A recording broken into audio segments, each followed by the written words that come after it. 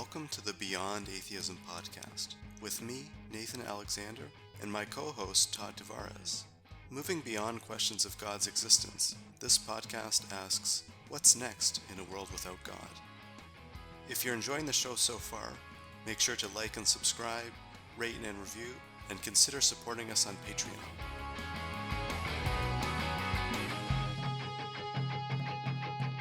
Today we turn again to secularization and what a secular society can look like.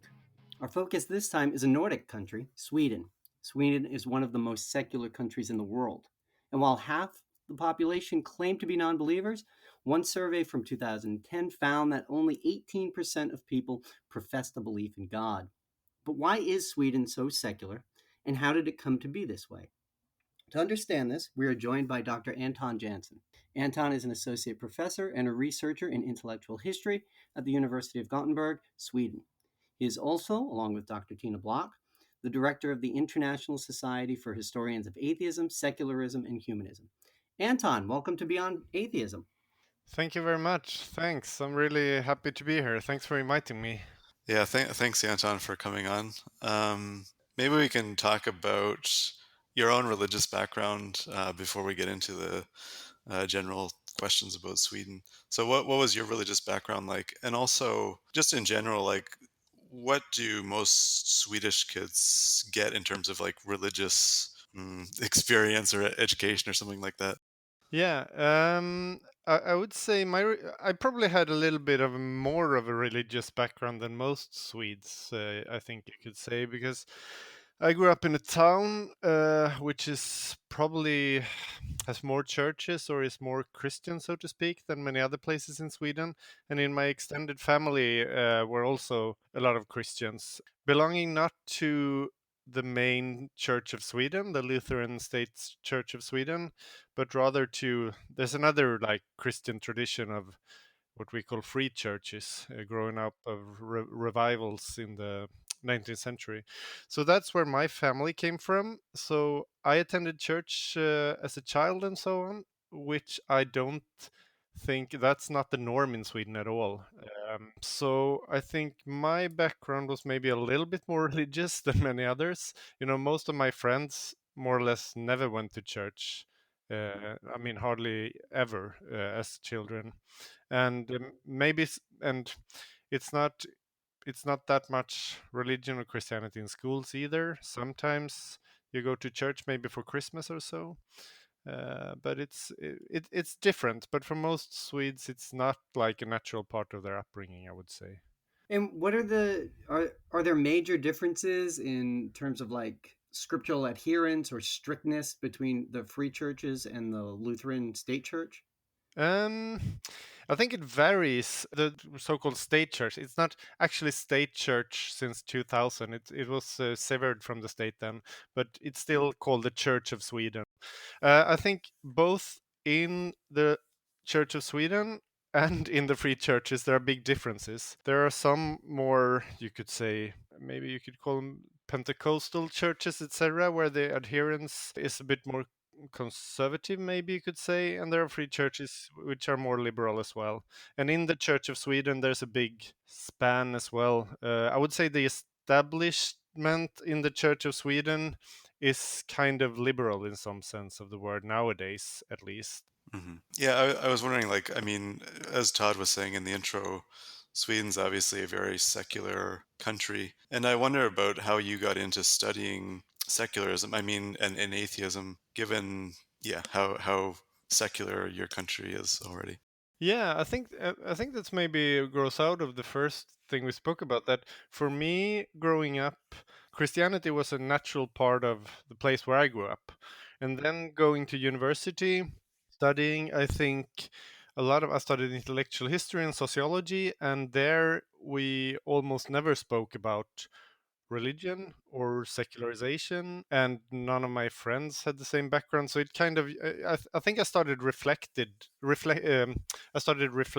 like as a student about, okay, but how does, you know, religion play into this, and got interested in questions of, you know, why are why, as you said, why are Sweden so secular? Why are some people religious and some not? I mean, all of those questions. I think they're like not a clash, but it sounds too dramatic. But you mean being from a relatively religious background and coming into like an intellectual setting where religion was more or less a non-issue made me reflect, I think. And maybe I had a also that's a advantage in like studying that also because I knew more than many others. I don't know. Well, then this might be the right time to ask the question then. Why are these the Scandinavian countries in general and Sweden in particular so secular? What what happened there to cause this to occur? Yeah, that's that's $1 million question, right? Right. I don't know. Well, when Yeah, and I mean this is true, right? It's not. There is both the more general and then the more specific. When we think about the Nordic countries, which or Scandinavian countries, so we're thinking Norway, Sweden, Finland.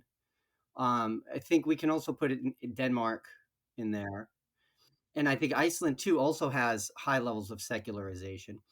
Do they have? Is there a common thread that made them more secular? Is it just yeah. geography?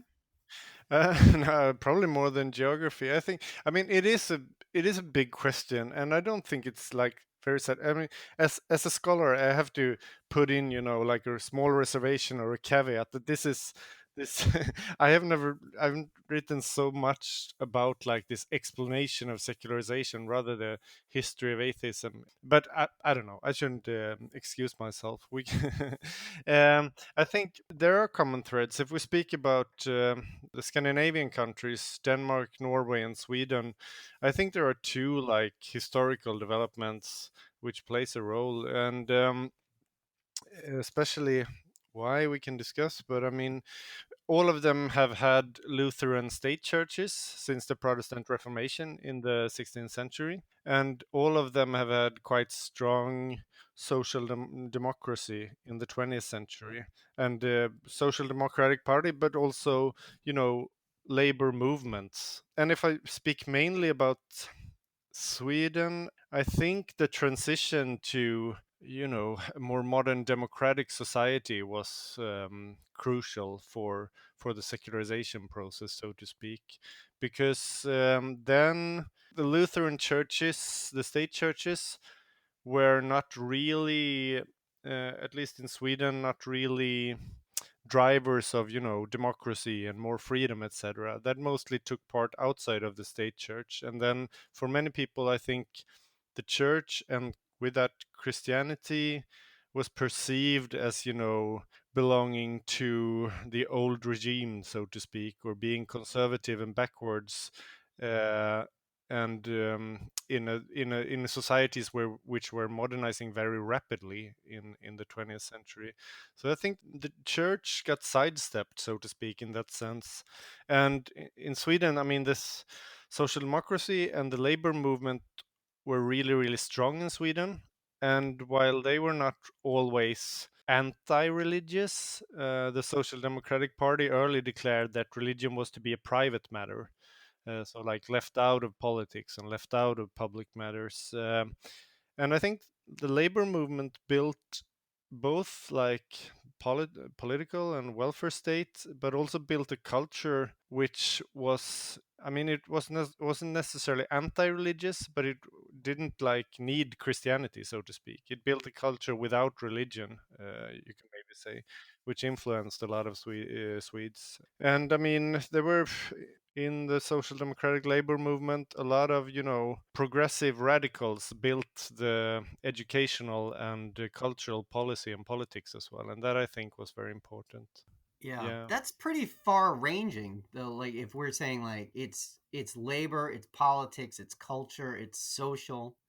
Were they doing this in conjunction? Was it were there forces out there that said let's be a secular society? Were there leaders who took this on? Were there organizations that said our goal is to become secular? Or was it sort of a byproduct of the other social change?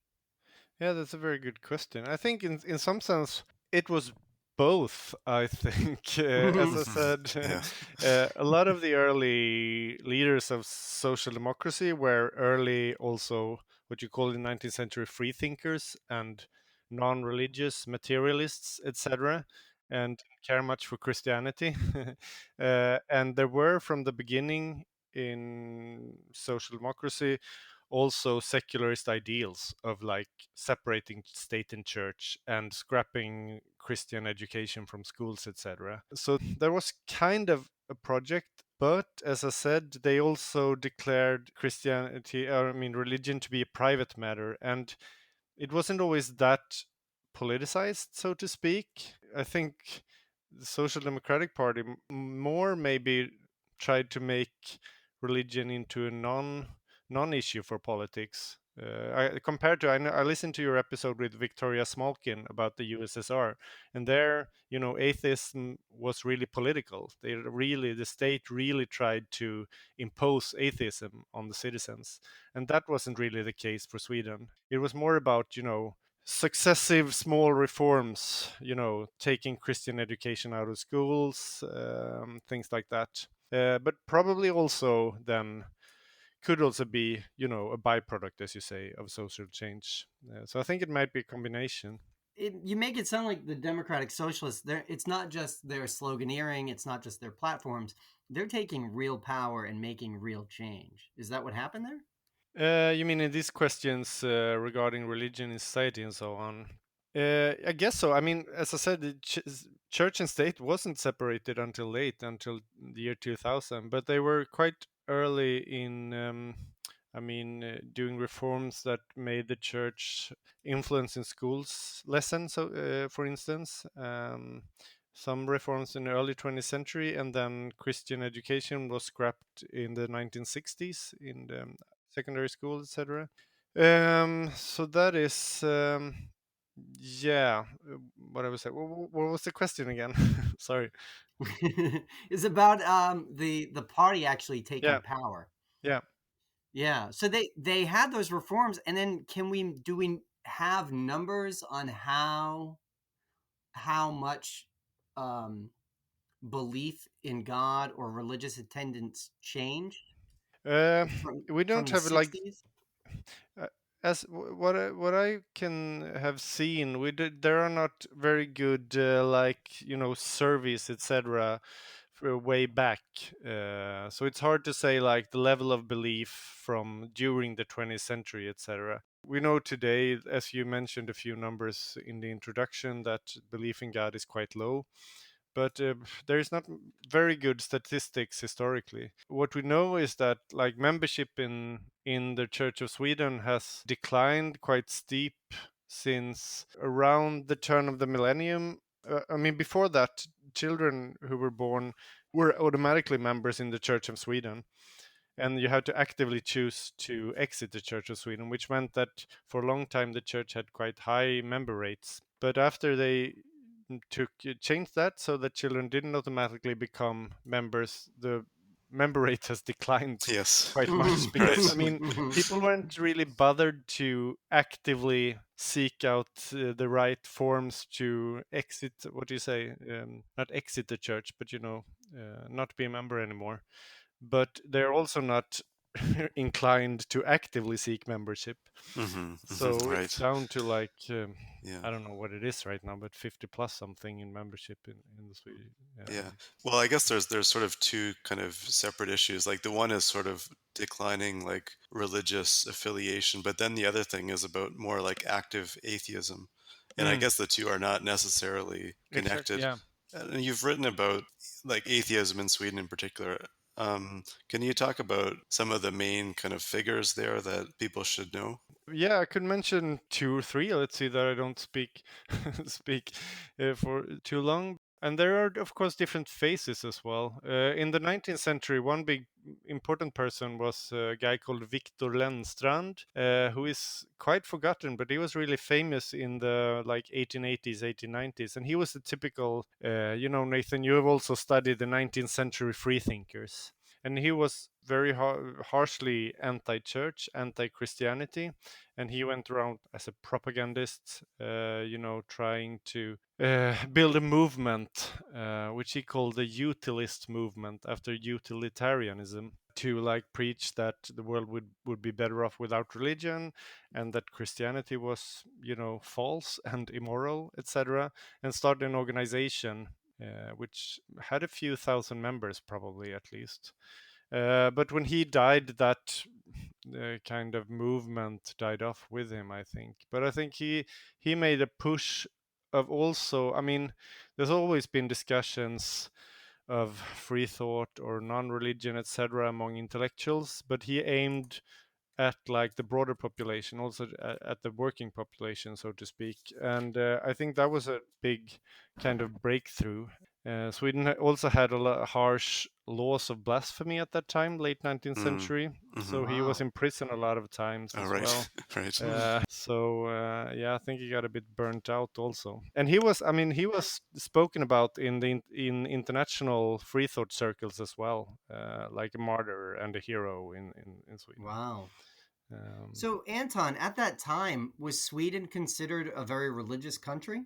Um, I think it was, yeah. As I said, I mean, I think you, Nathan, wrote about like the historiography of free thought. The guy called, I read parts of a book that I think it was called John Robertson, a free Yeah. thinker. Yeah, from Britain.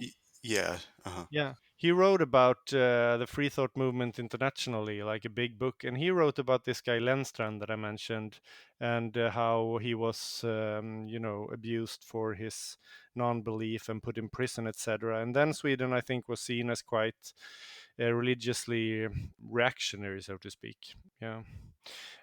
Another person you could mention is a person which is maybe not an atheist as such.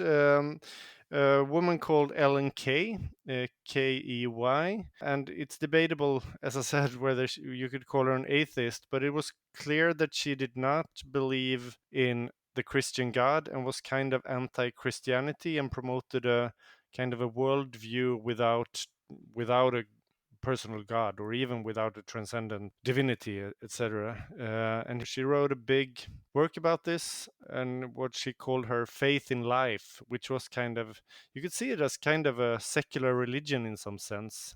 Like, but life, the point of life is life itself, was her slogan. And she was very influential. That book was translated into German and English as well. That was from early 20th century.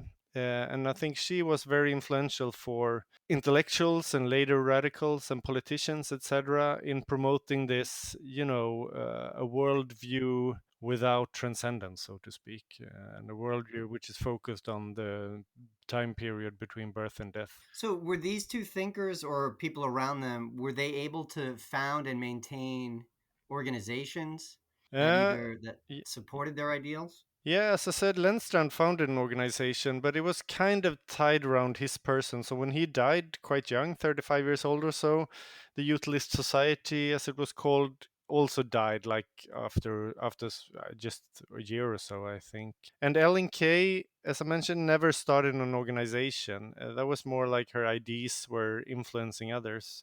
So Sweden hasn't had really a big, important organization for a secularist organization during this time we spoke about as a secularizing 20th century. That is an interesting thing, that it hasn't been like one steady organization promoting it.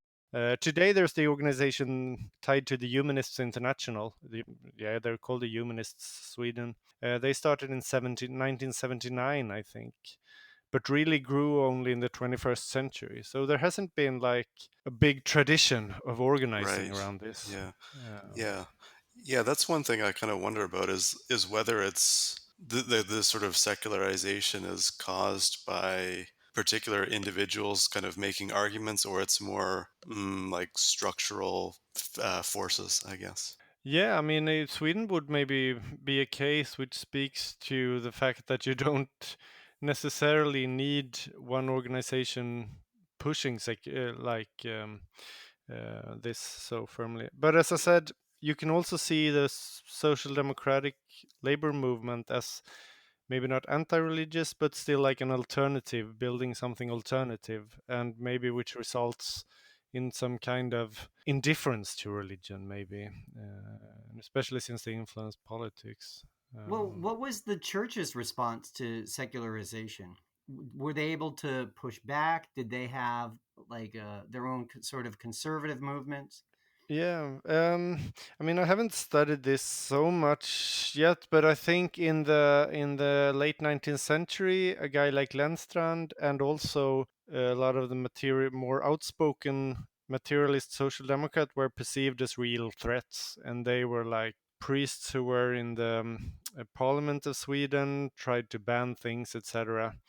So there was a pushback, I would say, and also, Wait, Anton, did yeah, you say there were priests in the parliament? yeah, there was. I Were mean, they elected or appointed? that's a bigger issue. I mean, until 1866, there was the parliament consisting. Then the priests have places in the parliament. Like there were priests, there were nobles and priests and Oh, commoners, right, kind of right. parliament style. Mm-hmm. Then that changed. So in this period, which I'm speaking about, late 19th century, there was now fixed seats for priests or bishops, but still there were quite a few being elected from like an electorate which was really small, just a few percent of the Swedish Right, population right, at the time. right. Mm. But a lot of priests had a lot of political influence late 19th century and early 20th century, I would say. But that successively changed. So after a while, I think the Church of Sweden also accepted that, well, you know, secularism and unbelief is here to stay, and like accommodating that as well, and like understanding that they had a new role in society. So development during the 20th century, I would say. But it was like it changed. It was very, you know, sharp polemics late 19th century, and then less so in the 20th century. Hmm.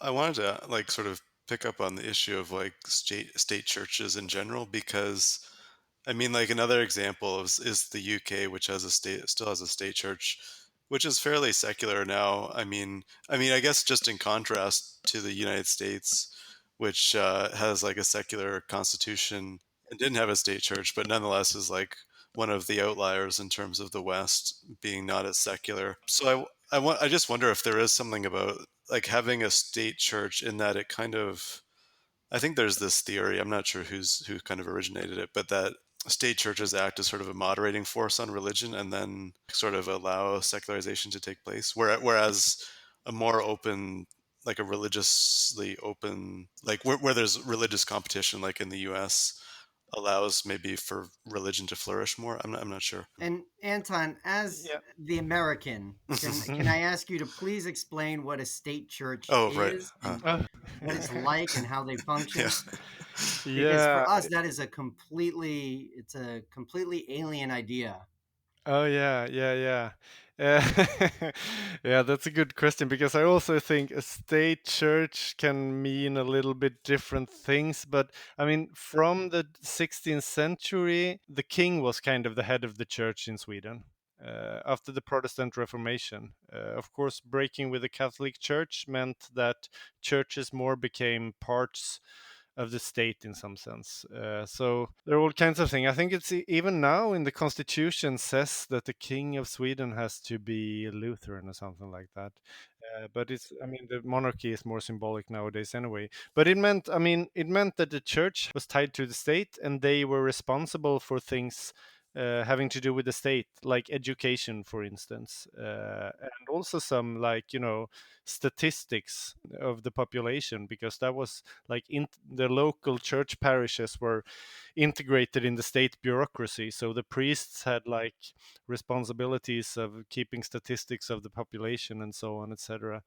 But I mean, it's changed throughout history. But it was like an official thing that the state of Sweden has an official church, and for a long time also up until late 19th century you weren't allowed to live in Sweden and not being a member of the Lutheran Church of Sweden as well. And the church was financed by taxes, I mean, in a more direct way maybe than in other countries as well. Yeah, so that that's maybe a quick answer to your question there, Todd. Otherwise, I think, yeah, Nathan, you mentioned there's this theory. I think the sociologist Rodney Stark, for instance, I think all other people as well have theories about this. You know, marketplace of religion, and that where religion is more free, there's more pluralism, a marketplace, competition, which means more involvement in religion.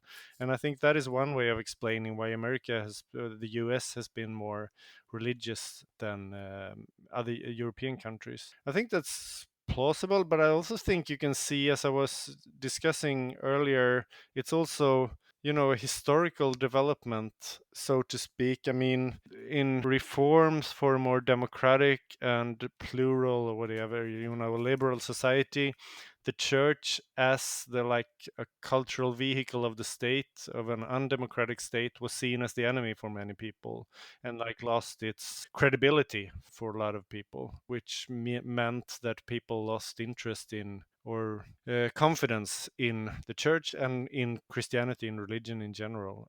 I think that, like, kind of in a dialectic fashion, in some sense, that it was so strong, but then when it wasn't developing, it also got weak more quickly, maybe. Maybe I could come back to like this thing with the religious marketplace theory. That was one thing. You're the guest you had a few episodes back, Phil Zuckerman. He has written about like secularism in Scandinavia, and he, I think, advanced three arguments tying back to the questions we spoke about earlier. And one of his like sociological theory arguments about why Sweden and Denmark are secular is this religious monopoly, that the Lutheran Church had a monopoly, and that makes for less involvement in religion, etc. He also advances the welfare state as like material well-being and security means less religious belief, is another sociological argument he advanced also.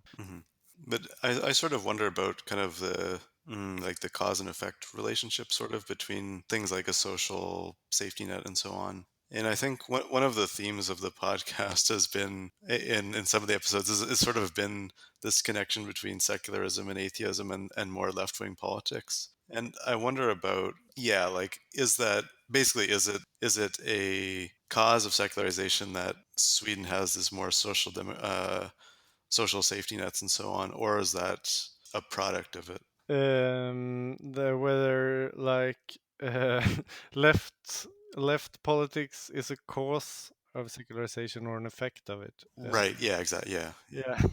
Yeah. Sorry. Yeah. Yeah, it's a hard question, and I don't Uh, know if I read anyone discussing this, and I haven't myself. I guess the historical development would be maybe it's developed in tandem in some way, but I guess also I think maybe the politics comes first in some sense, either that secularization is kind of a product of, as I said, a very powerful labor movement, and maybe also a powerful welfare state then. And like building kind of politics and culture which puts the church to the side in some sense, I think, if that is.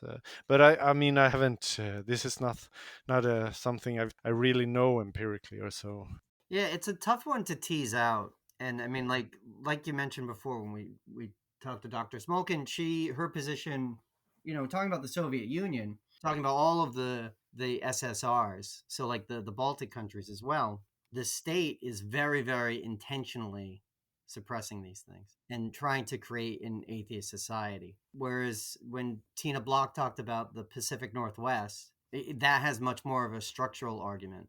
It's the nature of work, it's the nature of where people live, it's how they become disconnected, that they don't have the patience for the church anymore. But in Sweden, it sounds like it comes with this very, very rapid political and economic development. Is that the story that you see there? Is that we get an economy going, we get democratic socialism, and from this, at the end, we get a society that doesn't believe in God? Yeah, I think so. And I think you can also point to other things in the like historical development, so to speak. Also, that I mean, in a lot of countries after the Second World War, there was kind of a period of, in Germany, you speak about re-Christianization, that like after the Nazi time, the church came back, and there were more like what they thought of as eternal Christian values should be more important again. And I think the same goes, I think Callum Brown written about how in the UK, the church, something stable, etc., did get an important position again after the Second World War. Whereas in Sweden, I think the effect was kind of the opposite. That after the Second World War, it was rather that I mean, this may be a bit complicated, but I think more that was a point where progressives and cultural radicals, etc., got a bigger influence in Swedish society, because a lot of the more traditionalists or conservatives had often tied to German culture earlier, and that was kind of really discredited after the war. And as Sweden wasn't part, Sweden was neutral during World War II as well. I think the Swedish society wasn't, as didn't have the same trauma, or weren't devastated in the same way as many other countries. So I think that post-war development also accelerated this development in Sweden, whereas it may be similar processes of secularization maybe was halted in other countries, it was accelerated in Sweden. So there was a big like 40s, 50s, and then of course 60s, as in all the Western world, was like rapid secularization as well. There was one guy I didn't mention when we spoke about famous atheists earlier, called Ingemar Hedenius, who I've also written about, who was a philosophy professor who published a book in 1949 called Belief and Knowledge. And that was like a philosophical argument against all belief in God. And that did get a big breakthrough in 1949 and was debated widely, and was like really, he was really influential then. So I think it was kind of late 40s, early 50s, there was another push for secularization, so to speak, which was not maybe the same in other Western countries. Right. Yeah, that's a really interesting point. That there wasn't kind of the trauma of the Second World War to get over. Yeah, I wanted to ask about the role of atheist organizations today in Scandinavia. And I mean, it's interesting sort of to compare, because in Norway, apparently they have one of the largest humanist groups in the world, and almost 90,000 members, which makes it about 2% of the population is involved in the Norwegian Humanist Association. But apparently in other countries like Sweden and Denmark, the numbers are not as so big. Maybe you can talk about why. Yeah, why does Norway have such a large humanist group, and these other Scandinavian countries don't? Yeah, I think in my impression, I don't know so much about how that organization functions today, etc. And I've just read about it somewhat, but my impression is one, that the polarization between the church and non-believers was sharper for a longer time in Norway. So it was more, Christianity was more politicized in Norway later than in Sweden. I mean, I said it was very politicized in Sweden in the late 19th century, but then it kind of grew into this private matter thing, and indifference to religion was maybe the norm in Sweden, whereas it was more polarization in Norway with a more conservative church later in the 20th century. That's my impression from what I read. And that meant that they formed this humanist association quite early, and in the 1950s, I think, and grew slowly. But then I think there was really important that at a crucial point in their history, where there was also a big debate about Christianity, they also got, there was also reform in Norway, which allowed like kind of, what do you say, worldview organizations also to get state funding, as I understand it, in the same way as the Church of Norway did, the State Church of Norway. So that allowed them to like professionalize and grow, and also they are institutionalized, ceremonies like confirmation ceremonies, weddings, etc. But I think one important thing was that they were recognized as, at the same level as churches in Norway in 70s or 80s, I think, which never happened in Sweden. And they were already relatively strong then, but then they just grew very much during the 80s. Yeah. You I should mean, get someone from the Humanists Norway to speak Yeah, about their right. Yeah. organization. I would also like to know more about it, actually. Yes. no, that's, to me, that's super interesting, because one of the concepts that we struggle with, I have a background in political science, so it's very different. One of the focuses is on institution. and this idea that if you just take a copy of the institution, or you take that institution from somewhere else and you put it in this country, you get the same outcome. And it's wild that you were talking about two countries that from the outsider perspective Yeah. are very similar. Yeah. Similar geography, similar location, similar histories, and similar outcomes, Yeah. but wildly Yeah. Exactly. divergent Yeah, right. Yeah. Yeah. internal systems, right? You both end up incredibly secular, high percentage of atheists, Yeah. but the road to get there looks completely different. Yeah.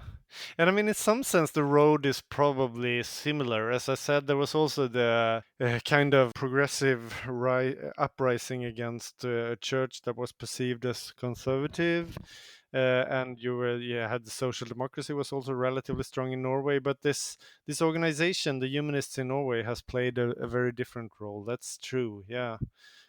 So that's really fascinating. I really would like to do more like comparative studies on these things.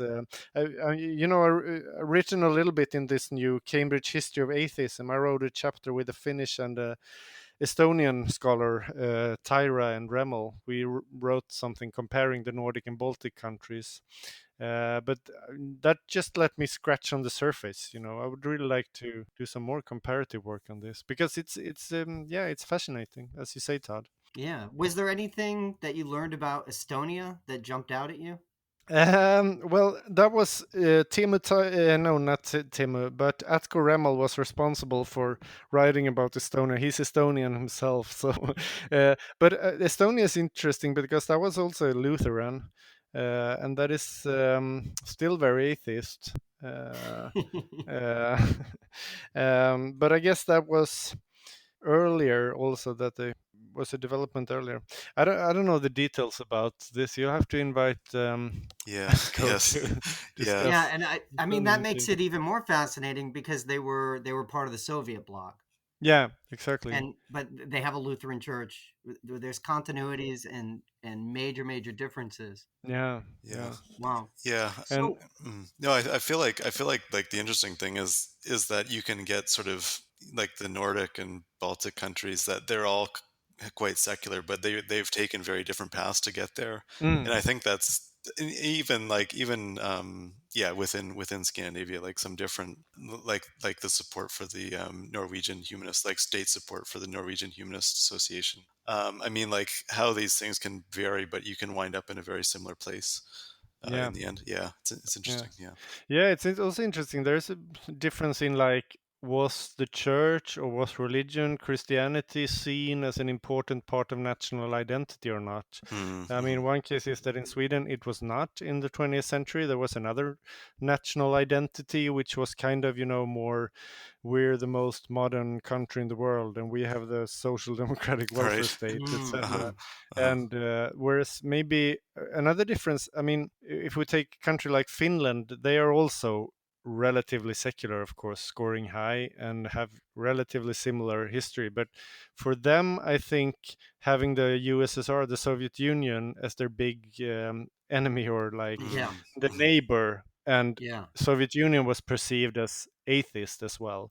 I think meant also that I mean the big other, so to speak, were atheists could mean that Christianity became a more important part of the national identity in Finland than in Sweden, for instance. Which is the argument we have in the US is that so much of Yes. our Yeah. our identity is driven from the Cold War and showing that we're not like the Soviets, how we're different. They're atheist, we're religious.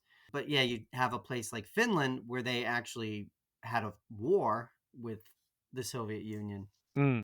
and that they end up atheists shows that there's something else going on here. Yeah. Right. Yeah. So Anton, maybe we can end it after this. I was wondering, how does this secularization, um, this move away from religion, how has it influenced philosophy and ideas now and moving into the future? Oh, that's a very broad Yeah, question, I think. I figured I Um, would end with an easy one. yeah, good question. I don't know. I think Sweden has seen also. I mean, for now, I don't know. I'm a historian. I don't know nothing about the About contemporary now. contemporary ideas. I Yeah. just know things about history, No, but I think Sweden has been a place where religion has been not a very big part of the public sphere, and I think it's maybe still not. I think we've seen a little bit. You speak about the return of religion globally, and I think maybe religion has taken a little bit more place in the public sphere in Sweden as well. But still, it's kind of not a central stage in the public in like politics or cultural debates or public discussions, etc. It is more, I think, most people would still say today that like religion should be kind of a private matter, something which matters. Your individual belief is the most important thing regarding religion. Maybe you were really looking for something else with your question. I don't know. No, no, that's perfect. Because I think that's like the main idea. If you ask Swedes, they would probably say that religion is about an individual's belief or non-belief, etc. Yeah, but that's fascinating because it's not anti-theist. It's not Yeah, even irreligious. It's actually an endorsement of religion. kind of, yeah, I guess. But also, people that many people are kind of also maybe bit foreign to religious belief, or see religious belief as quite foreign in some sense. Also, that's like, yes, sure, let people do it in their private spheres, so to speak. Um, Nathan, should we move on to can a true atheist? Yeah. Yeah. Let's move on to our kind of lightning round.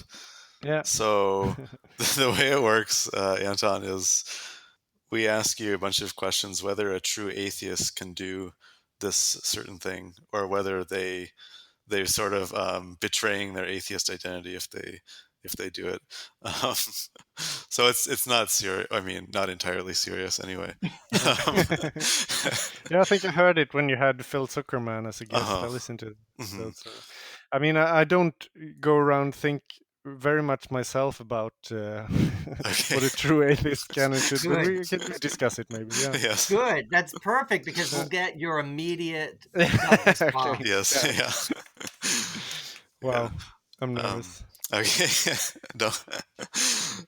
Okay. So the first one: can a true atheist believe in an afterlife? Oh, that's a good question. I guess. Wow, this is so difficult. I mean, I'm also not, an engaged or active atheist myself, so I haven't really thought about this so much. But I guess it would be a matter of definition. I guess is atheist means not believing in a personal God. Then you could maybe see an afterlife as some kind of, yeah, because nothing disappears, everything lives on in some sense. Hmm, uh, yeah, why There's not? In no some wrong like answer, it's not Anton. not like okay, sorry, not like in the typical heaven and hell afterlife, Right. maybe, and like Okay. the your soul lives on, but in some maybe. Okay, Anton. Can a true atheist say bless you when someone sneezes? Or, well, what do you have a saying in Sweden when someone sneezes? Yeah, we have, but I actually don't know what that means. We say prosit. I think it's kind of a Latin word, which is kind of, I don't know. Yeah, I think, but to get to the answer, yeah, I think they can because, I mean, words have different meanings. I mean, bless you, I guess people in the US or English speakers don't necessarily mean literally God bless you, but it's just a term expressing like sympathy or something. So I think why not? Yeah. Yes. Okay. All right. And like the one you say in Swedish, it doesn't have any kind of meaning. I mean, I think just that when we've asked the question before, other people have said they actually prefer Gesundheit, which is Oh the yeah, like German for health. health Yeah. kind of. Yeah. Yeah.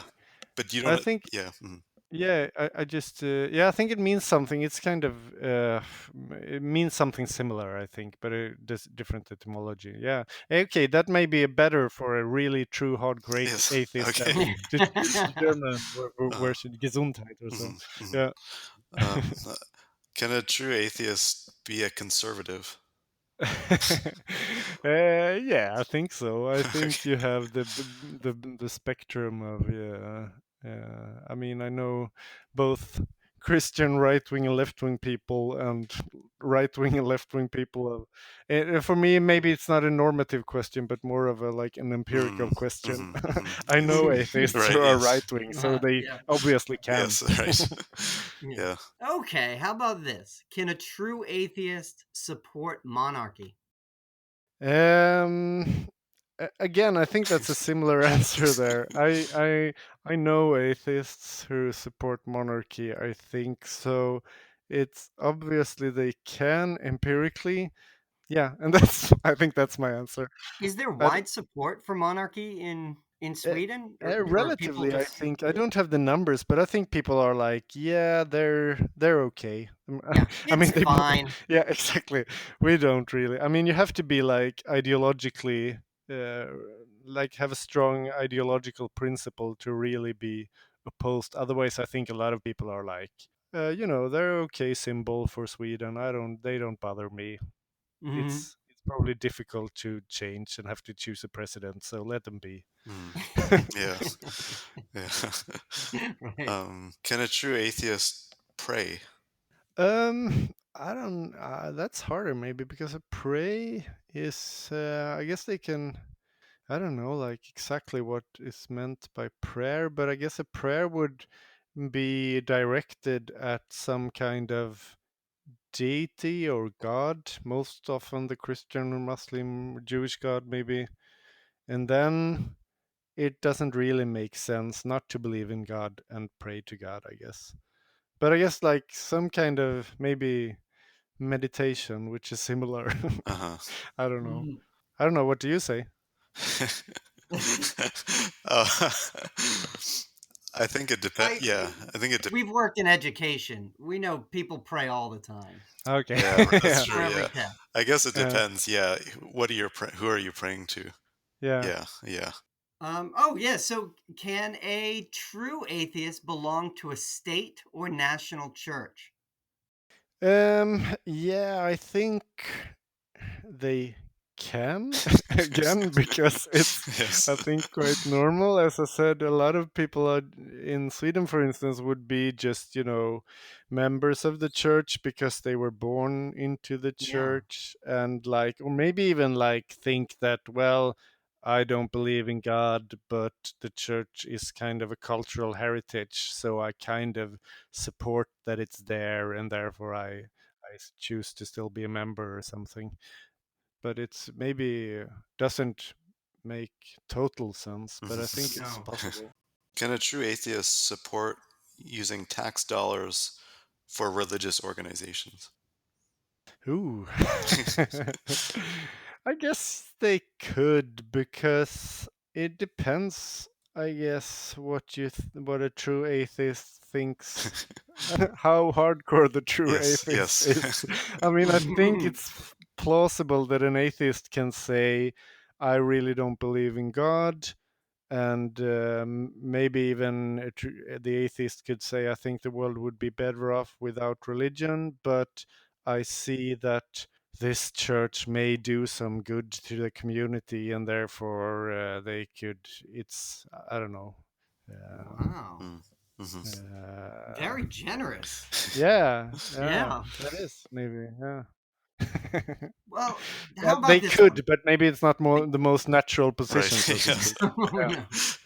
But that's I think that's a good explanation and a good like yeah, apology for why someone may. yeah, exactly. That's How about this one? Can a true atheist shop at a Christmas market? shop at the Christmas market. Yeah.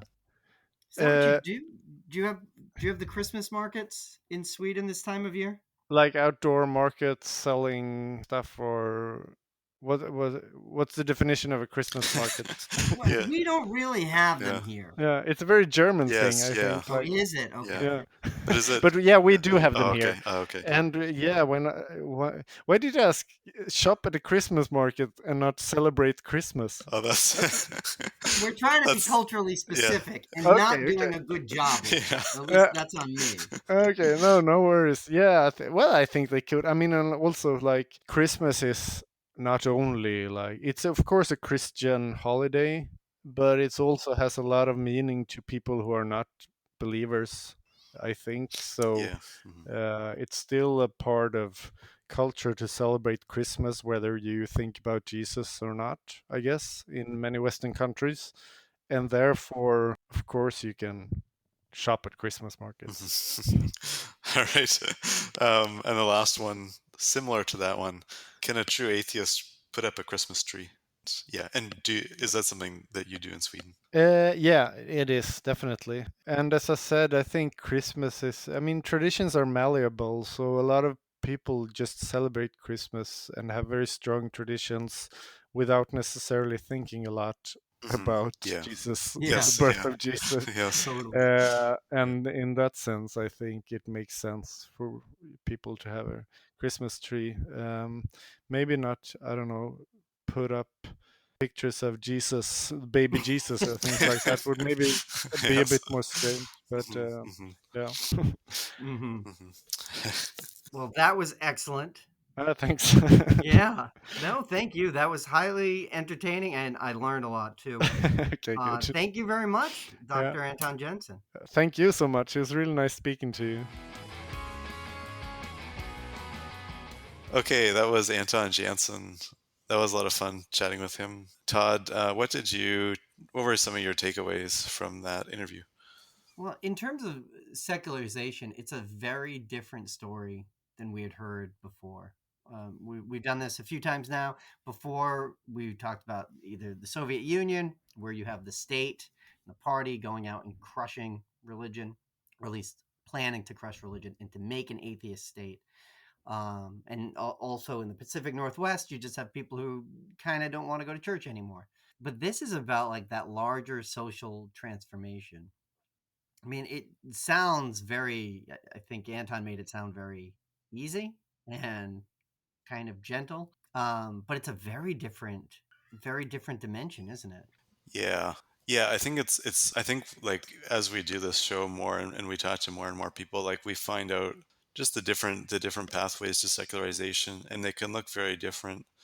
I think it's interesting just the way it was less of a sort of top-down process of like deliberately trying to engineer kind of an atheist state. Seems more that gradually the church's power was kind of chipped away with small reforms rather than some dramatic event.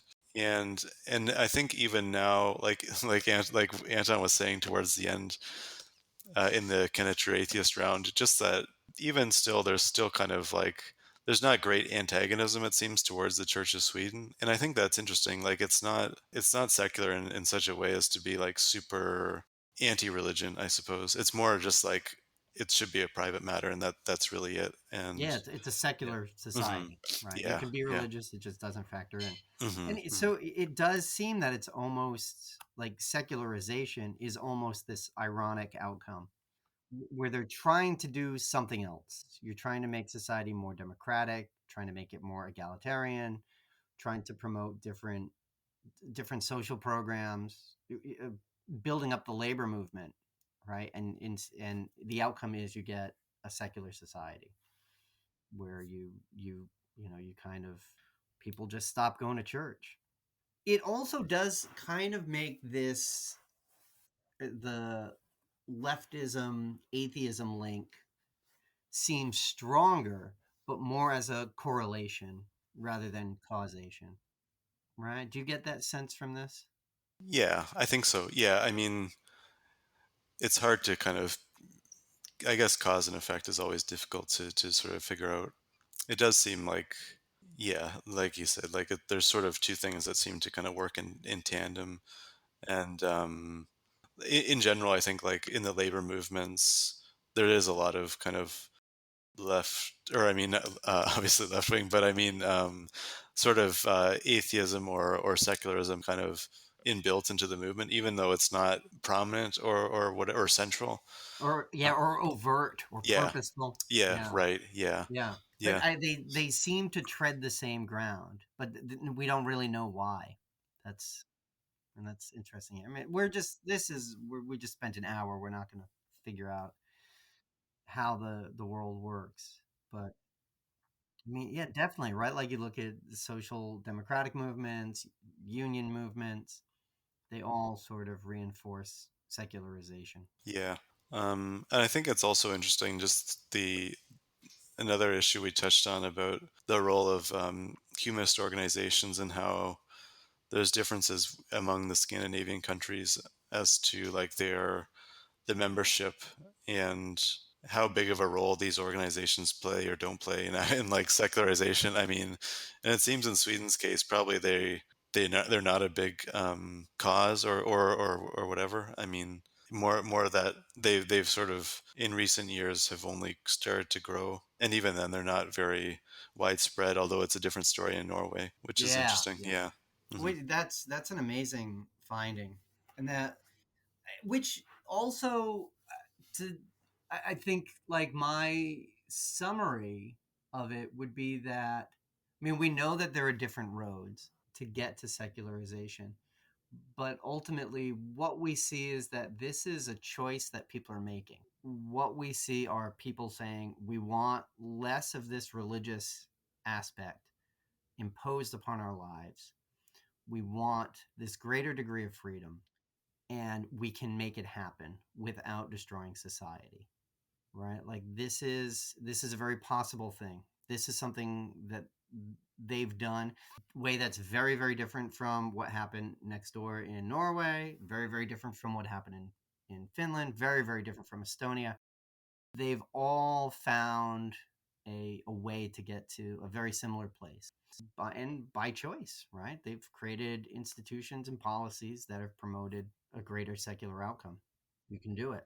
And that's what it's the question remains though, how do we do it in our particular setting? And what we see from this is that it doesn't tell us, right? If we look at Sweden, it doesn't give us the answer for the US. If you look at Norway, it doesn't tell you about Canada.